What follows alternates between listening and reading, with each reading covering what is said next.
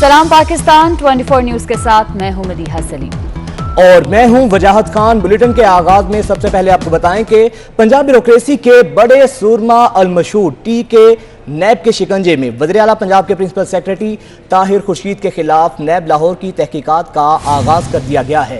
ताहिर खुर्शीद पर बतौर सेक्रेटरी मवासिलात मुबैना तौर पर आमदन से ज़ायद असासा बनाने की शिकायत पर कार्रवाई का आगाज किया गया है। आपको अपडेट कर रहे हैं, नैब इन एक्शन है और ताहिर खुर्शीद के खिलाफ नैब ने तहकीकात का आगाज कर दिया है। इस हवाले से मजीद तफसीलात जानेंगे। उस्मान अलीम हमारे साथ मौजूद हैं। उस्मान अलीम, बताइएगा क्या तफसीलात हैं?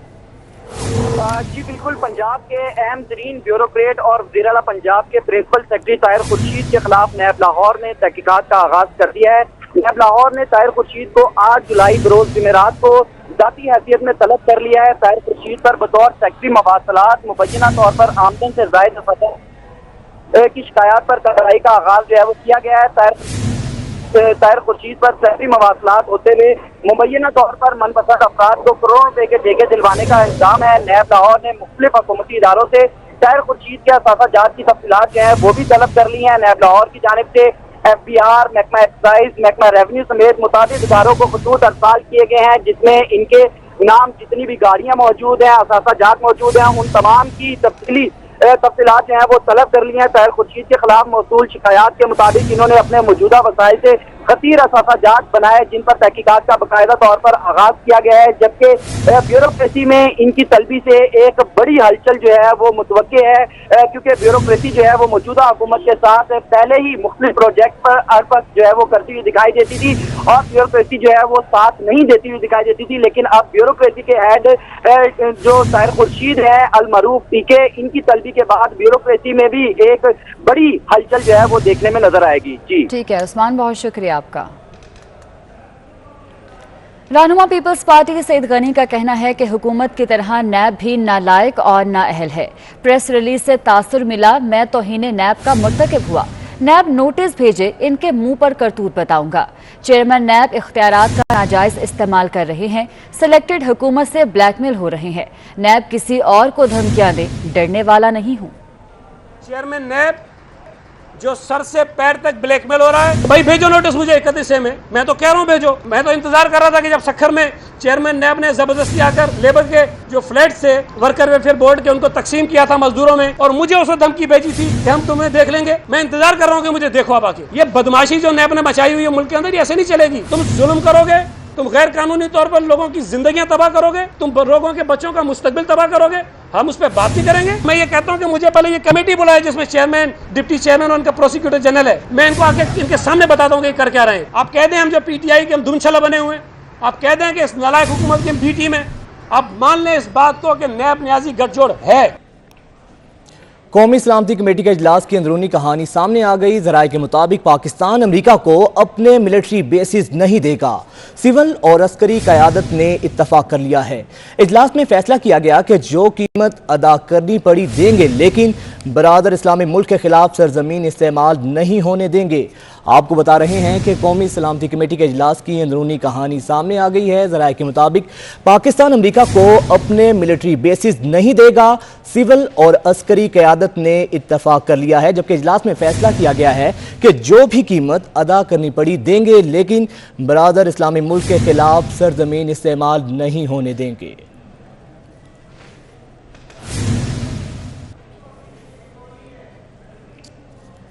अमरीकी दिफाई हुकाम का कहना है कि अमरीकी और नेटो अफवाज ने बगराम एयरबेस को मुकम्मल खाली कर दिया है। अमरीकी और नेटो अफवाज 20 साल से बगराम एयरबेस पर तैनात थे। अफगानिस्तान में जंग के दौरान बगराम अमरीका की सबसे अहम एयरबेस थी, जिसको अब खाली कर दिया गया है। अमरीकी दिफाई हुकाम का कहना है कि अमरीकी और नेटो अफवाज ने बगराम एयरबेस को मुकम्मल खाली कर दिया है। अमरीकी और नेटो अफवाज 20 साल से बगराम एयरबेस पर तैनात थीं।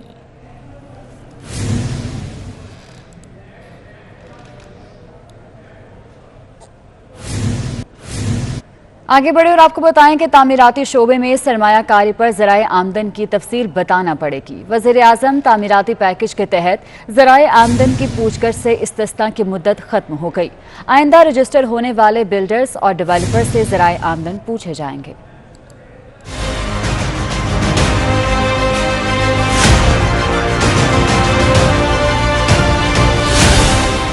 पैसा कहां से आया, कौन लाया, सरमायाकारों को आमदन के जराए बताना होंगे, क्योंकि तामीराती शोबे के लिए हुकूमत की एमनेस्टी स्कीम की मुद्दत खत्म हो गई। तामीराती पैकेज के तहत ई पोर्टल पर रजिस्ट्रेशन बंद कर दी गई। अब बिल्डर्स और डेवलपर्स से जराए आमदन भी पूछे जाएंगे। जराए के मुताबिक स्कीम के तहत रजिस्टर्ड होने वाले बिल्डर्स और लैंड डेवलपर्स को दी गई कई सहूलतें वापस नहीं ली जाएंगी। इनमें फिक्स टैक्स की सहूलत 31 दिसंबर 2021 तक जारी रहेगी। मंसूबों की तकमील के लिए दी गई 30 सितंबर 2023 की डेडलाइन भी बरकरार है, जबकि फिक्स डिपॉजिट से हाउसिंग यूनिट्स और प्लॉट्स खरीदने की मुद्दत 30 मार्च 2023 तक जारी रहेगी।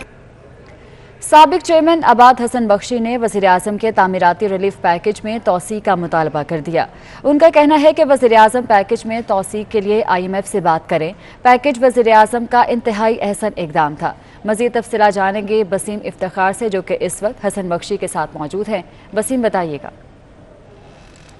जी बिल्कुल, हुकूमत की जानिब से कंस्ट्रक्शन इंडस्ट्री पे दी गई एमनेस्टी स्कीम बिलाखिर ख़त्म हो गई। एमनेस्टी स्कीम में ये था कि जो शख्स रियल सेक्टर या फिर कंस्ट्रक्शन सेक्टर में सरमायाकारी करना चाहेगा उससे ज़राए आमदन नहीं पूछा जाएगा, लेकिन एमनेस्टी स्कीम जो है वो 30 जून को ख़त्म हो चुकी है। इस वक्त हमारे साथ मौजूद हैं साबिक चेयरमैन आबाद हसन बख्शी। इनसे जानते हैं।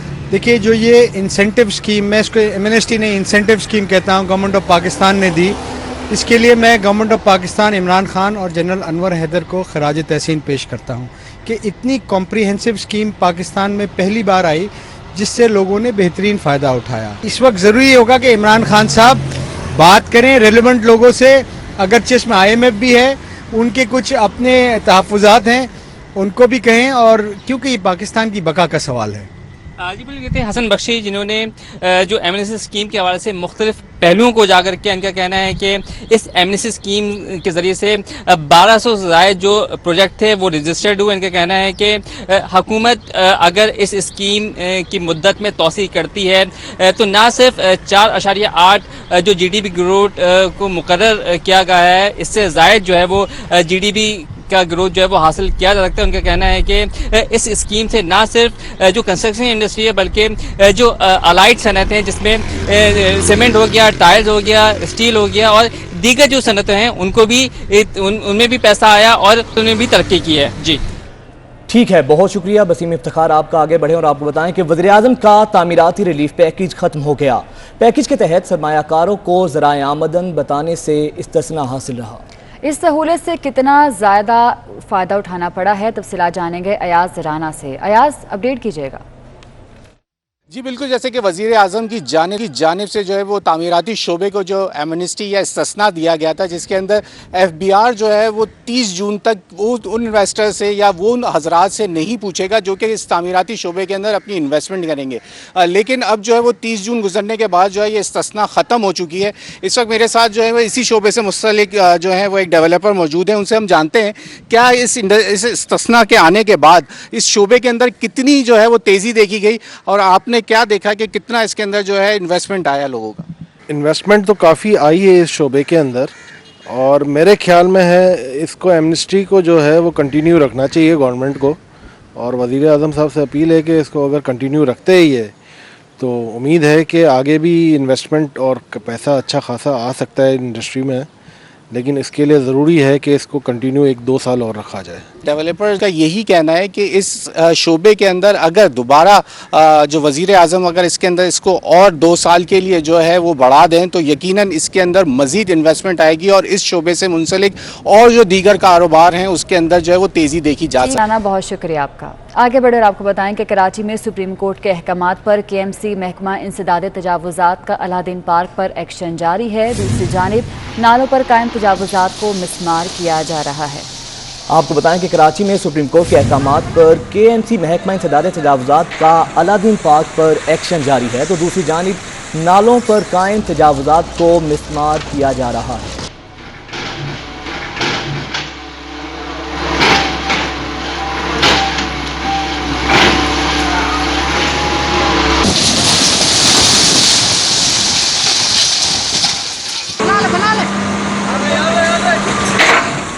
हाल की बात करें, मुल्क में कोरोना गुज़श्ता रोज़ 24 जिंदगियों के चिराग गुल कर गया। गुज़श्ता 24 घंटों में 1277 नए केसेस सामने आए, जबकि कोरोना के मुस्बत केसेस की शरह 2.72% रही।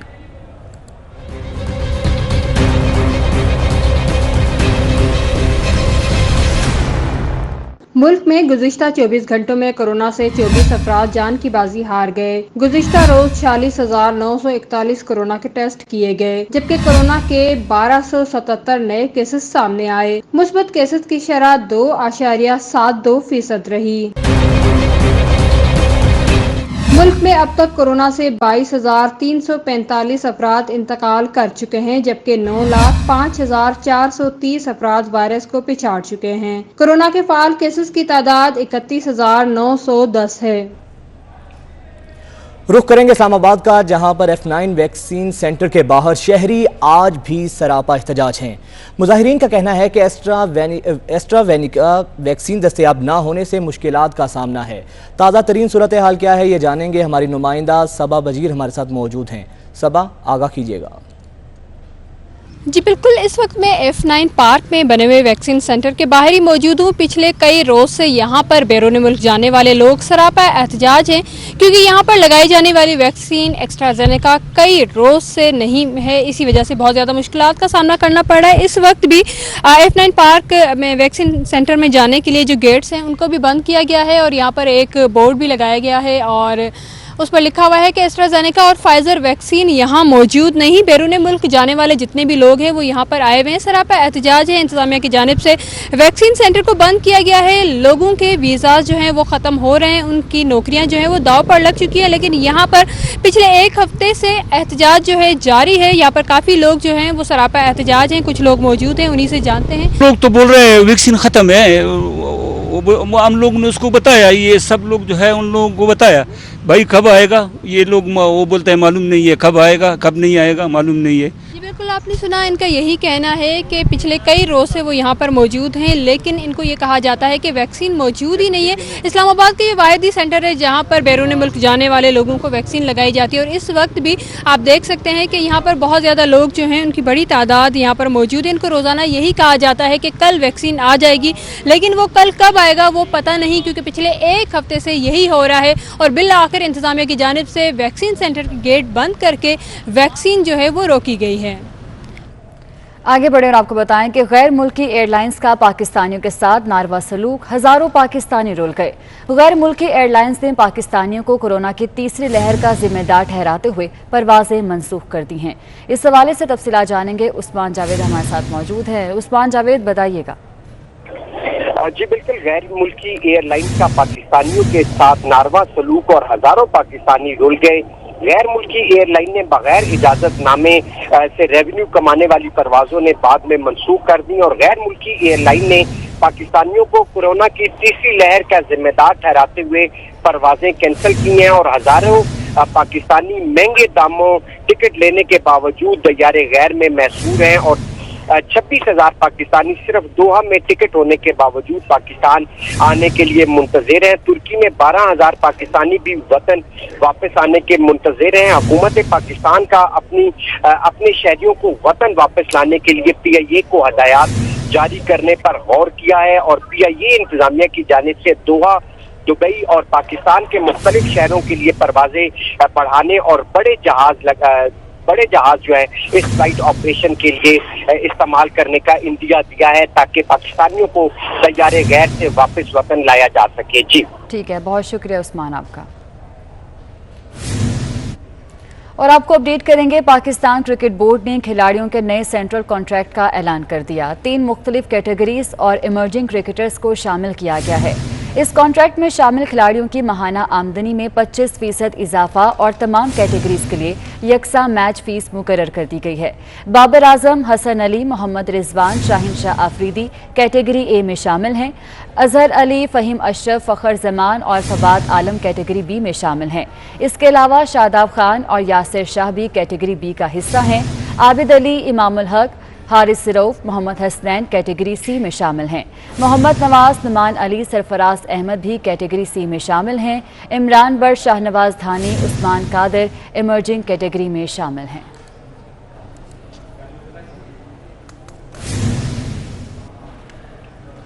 खबरों का सिलसिला जारी रहेगा मगर एक ब्रेक के बाद। साथ रहिए। Welcome back. और अब कुछ बात करेंगे लोड शेडिंग की। तो मुल्क के मुख्तलिफ इलाकों में लोड शेडिंग का दौरानिया बढ़ गया है। लाड़काना में बिजली की लोड शेडिंग जारी है। शहरी इलाकों में 12 से 16 घंटे, जबकि देही इलाकों में 12 से 18 घंटे तक बिजली की लोड शेडिंग जारी है, जबकि समंदरी के इलाके में बिजली गुज़िश्ता 16 घंटे से गायब है।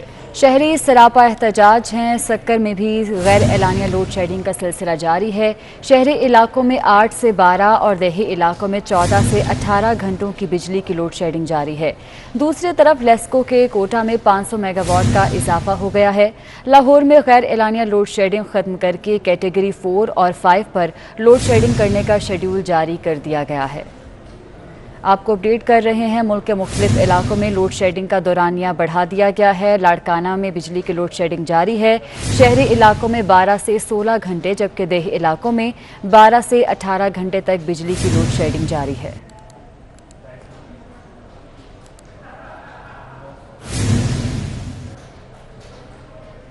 रियाद से कराची आने वाली परवाज के 19 मुसाफिर का कोरोना टेस्ट मुस्बत निकला है। कोरोना से मुतासरा मुसाफिरों को करंतना मराकज़ मुंतकिल किया जाएगा। आपको अपडेट कर रहे हैं कि रियाद से कराची आने वाली परवाज के 19 मुसाफिरों का कोरोना टेस्ट मुस्बत आया है।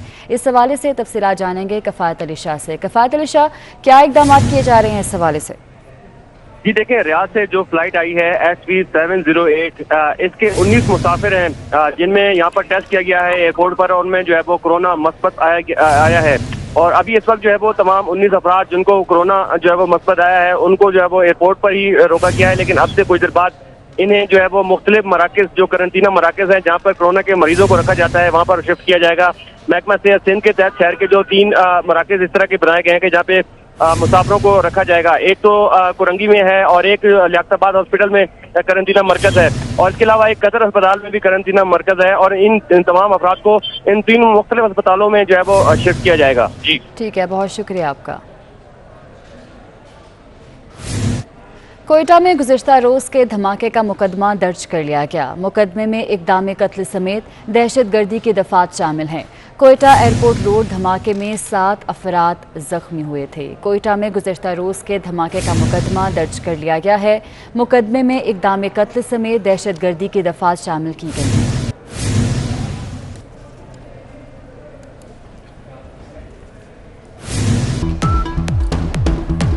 ब्रेक के बाद आपको बताएं कि पाक रूस गैस पाइपलाइन मंसूबे में मजीद ताखिर का खदशा पैदा हो गया है। ज़राए के मुताबिक वजारत पेट्रोलियम ने वजारत खजाना से मंसूबे के माली मामलात पर पॉलिसी हिदायत मांग ली हैं। वजारत खजाना से GIDC इक़साद की एडवांस इजरा के लिए यकीन दहानी तलब की गई है। मजीद जानेंगे, वकास अजीम हमारे साथ मौजूद हैं।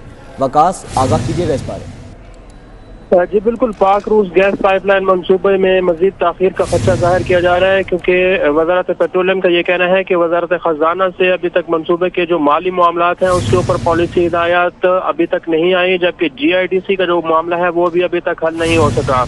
वजारत पेट्रोलियम के ज़राए का ये कहना है कि इस सिलसिले में वजारत खजाना से मंसूबे की माली मामलात पर भी पॉलिसी हिदायत तलब की गई है, जबकि मंसूबे के लिए तकरीबन GIDC जिसकी मालियत 321 अरब रुपए बन रही है उसकी फराहमी वजारत खजाना को यकीनी बनाना होगी। और इसके साथ साथ पॉलिसी जो लेवल के मामलात हैं वो भी वजारत खजाना को उस सिलसिले में गाइडलाइन फराहम करना होगी।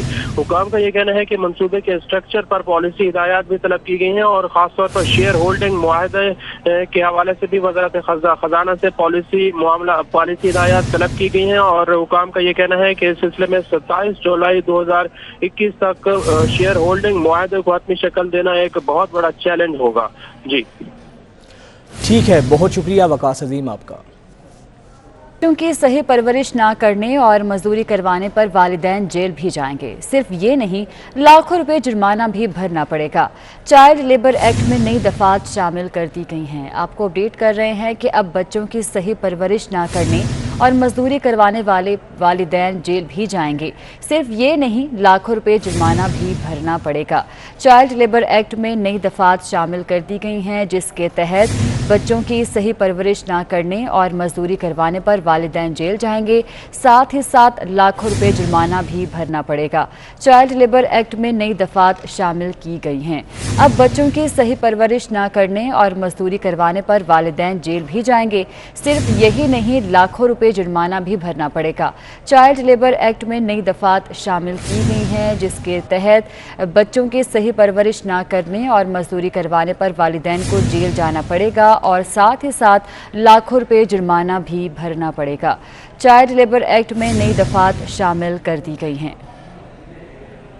बच्चों की सही परवरिश ना करने और मजदूरी करवाने पर वालिदैन को जेल जाना पड़ेगा। सिर्फ ये नहीं, लाखों रुपए जुर्माना भी भरना पड़ेगा। यहाँ वक्त हुआ एक ब्रेक का, साथ रहिएगा।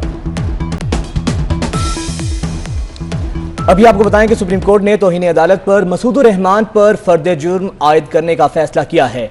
अदालत ने मसूदुर रहमान की मुआफ़ी मुस्तरद कर दी है। अहम खबर आपको दे रहे हैं। सुप्रीम कोर्ट ने तौहीन अदालत पर मसूदुर रहमान पर फर्द जुर्म आयद करने का फैसला कर लिया है। अदालत ने मसूदुर रहमान की मुआफ़ी मुस्तरद कर दी है। सुप्रीम कोर्ट ने तौहीन अदालत पर मसूदुर रहमान पर फर्द जुर्म आयद करने का फैसला किया है। अदालत ने मसूदुर रहमान की मुआफ़ी मुस्तरद कर दी है। आपको अहम खबर से आगाह कर रहे हैं। सुप्रीम कोर्ट ने तौहीन अदालत पर मसूदुर रहमान पर फर्द जुर्म आयद करने का फैसला कर लिया है। अदालत ने मसूदुर रहमान की मुआफ़ी मुस्तरद कर दी है।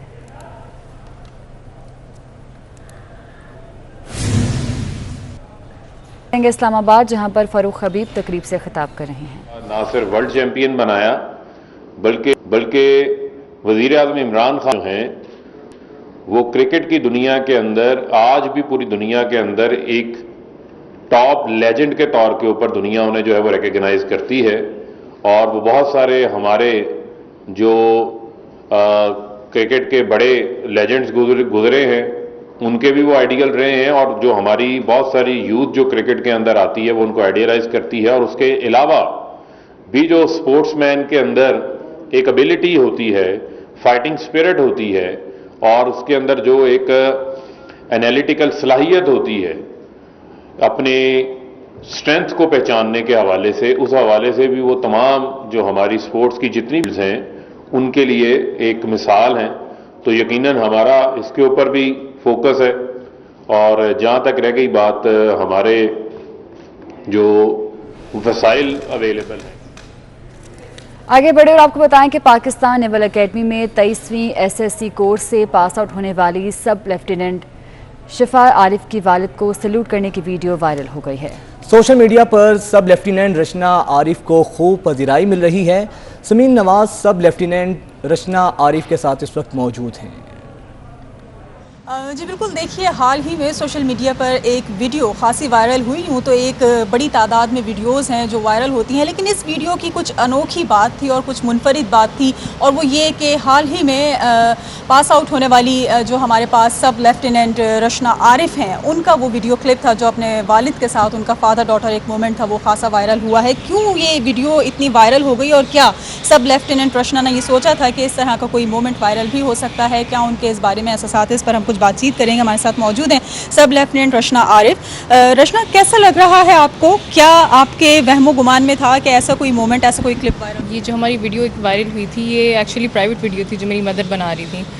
तो नेक्स्ट डे पासिंग आउट के बाद ये इतना वायरल पूरी सोशल मीडिया में हुआ था कि मैंने सोचा नहीं था कि, और उसके साथ इतना पॉजिटिव फीडबैक, ये बिल्कुल वहमो गुमान में मेरे नहीं था कि इस तरह होगा। सही, पासिंग आउट परेड होती है यकीनन पेरेंट्स के लिए कि बहुत प्राउड मोमेंट होता है, लेकिन हम लोगों के लिए या जो स्टूडेंट्स होते हैं, जो बच्चे होते हैं, उनके लिए भी यकीनन एक प्राउड मोमेंट होता है।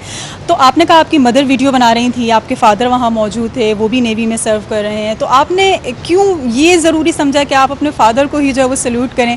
और क्या वो उस वक्त आपके एक्सप्रेशंस थे कि आप जो है? समीन, बहुत शुक्रिया आपका। और इसके साथ ही न्यूज़ स्टूडियो से फिलहाल इतना ही। देखते रहें 24 न्यूज़।